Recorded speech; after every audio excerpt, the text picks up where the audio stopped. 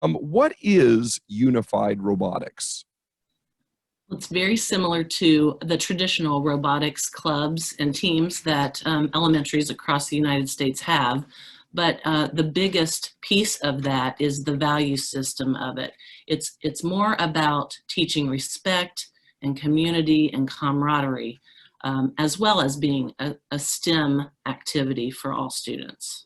So it takes the philosophy of unified sports, but really brings it into a whole new technological era. And a lot of people don't associate technology with the special ed students in your school buildings. Is that right?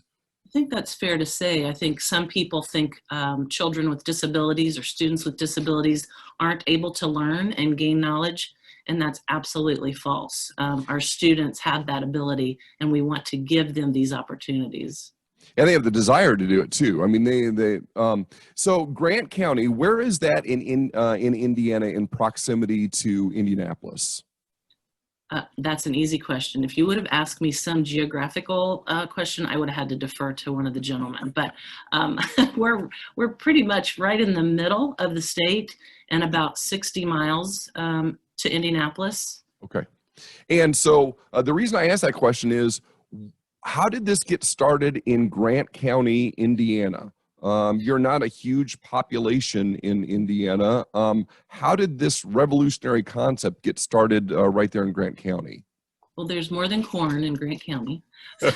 So one of the things that we're blessed to have is a partnership with ICASE, Indiana Council for Administrators of Special Educators, and also the Special Olympics Partnership. And because of our involvement with both of those organizations, I am considered a liaison between the two, and I get to hear lots of conversation about new and upcoming exciting events. And so as they were planning for their grant dollars for year 13 of Unified Champion Sports in Indiana, they mentioned robotics.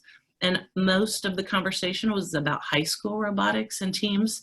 And I just asked a question, why aren't we thinking about elementary schools? I hear all of the time and see on social media all the exciting things that elementary school children are doing.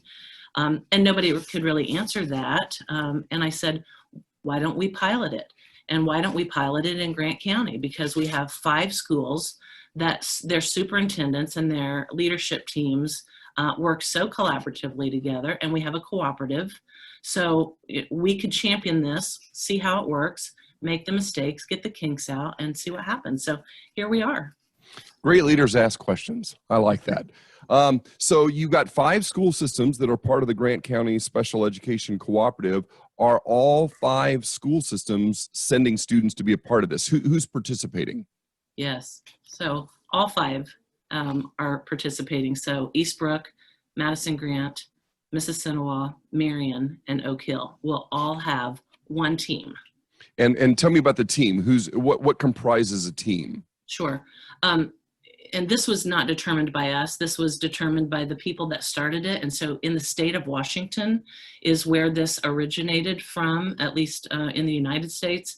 And so they determined that a group of 6 teammates would join together. And it's a 1-to-1 ratio between students with disabilities and without disabilities. So there will be 3 students with an IEP or somebody that we support either academically or behaviorally. And then there will be 3 peers, or what they call partners. So 3 athletes, 3 partners on a team. So they're going to practice just like a sports team, and they've got a goal, a competition's coming up. How is this organized? How is the event put together? Sure. So again, we're using a model that's been previously proven to work. And so it's a 6-week season.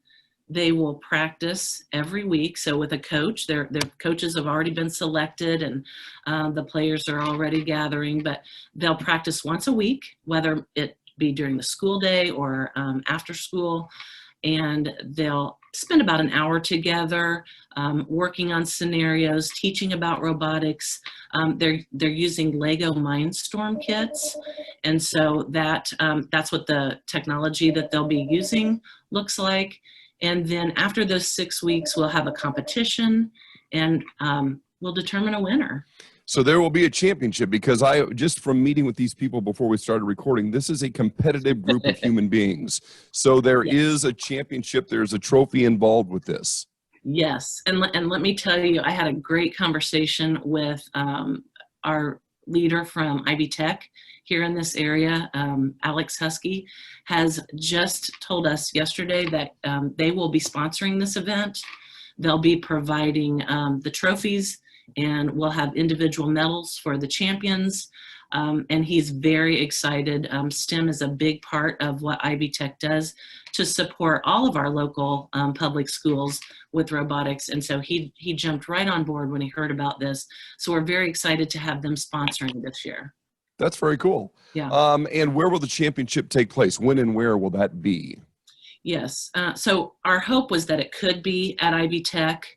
And just because of COVID and all of the challenges with schools, we hope we get to have this competition live. But because that we are in that situation right now, we're going to do it locally. And it's been determined that Northview Elementary here in Gas City, which is where the co-op is located, will be the host this year, with the hopes that next year that it can be on that college campus, because that's what we want for our kids. We want to talk about vocational pathways for our students. We want them to have post-secondary dreams that maybe college or some kind of technical school, so that when they graduate and become adults and contributing members of society, that they're going to have good jobs that they've dreamt about. So. One of the things that I appreciate about you is your enthusiasm is absolutely contagious. You're very excited about this. Why are you so excited about this concept? Yeah, I champion all students, but I definitely champion for those that are what I would call the underdog. I want them to have age-appropriate opportunities like their peers. And I want it not just for them, but for their families. So moms and dads sitting in a gym, getting to do normal kinds of extracurricular things with their children, getting to wear a button on their shirt that has their son or daughter's picture on it, wearing team colors, and being involved in something that's more than just an IEP meeting or some academic thing that they have to go to because, oh, my child has a disability. That's not what this is. This is all parents and all kids working together in a collaborative format, just like any other competition. We're going to be trash talking, and you're going to hear it in a minute from these gentlemen. Every team's going to be wearing their colors, and they're going to come prepared, and they've planned for this, and they're in it to win it. They want a trophy. They want a medal.